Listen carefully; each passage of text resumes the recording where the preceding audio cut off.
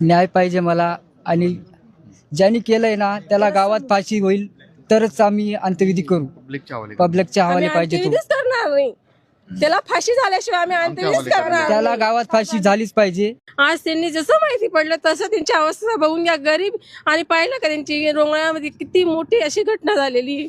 मग आम्हाला फक्त न्याय पाहिजे, त्याला फक्त आमच्या जवळ पाठवून द्या, आम्हाला न्याय हवा आहे. बस काहीच नको पाहिजे. लहाण्याची हे बघा, मोठी केली 3.5 वर्षाची मुलगी आहे ती, जास्त बी मोठी नाही. फक्त न्याय पाहिजे आम्हाला बस. ही बघा वडिलांची आवश्यकता कशी झालेली. माझ्या मामांची मुलगी होती ती, 3.5 वर्षाच्या मुलीवर इतका खालच्या पातळीचं झालेलं आहे. जोपर्यंत तिला न्याय मिळत नाही, जोपर्यंत त्या समोरच्या व्यक्तीला फाशी होत नाही, तोपर्यंत माझ्या मामाची मुलीची अंत्यविधी होणार नाही. बस विषय संपला. भाचींची मुलगी आमची नात आहे, आम्हाला न्याय हवा आहे साहेबांकडनं. दादा भुसे साहेब, आम्हाला न्याय हवा आहे की आमच्या भाचीवर खूप मोठा अत्याचार झाला आहे, आमच्या नातेवर. डोंगराळे येथील खूप मोठी घटना झाली. फक्त हात जोडून एवढी विनंती आहे की आम्हाला साहेबांनी न्याय द्यावी.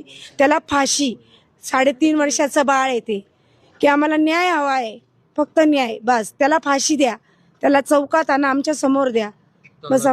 लगेच पाहिजे आम्हाला न्याय, फाशी द्या त्याला फक्त बस. पूर्ण डोंगराळ्यावाल्यांनी आम्हाला न्याय द्या.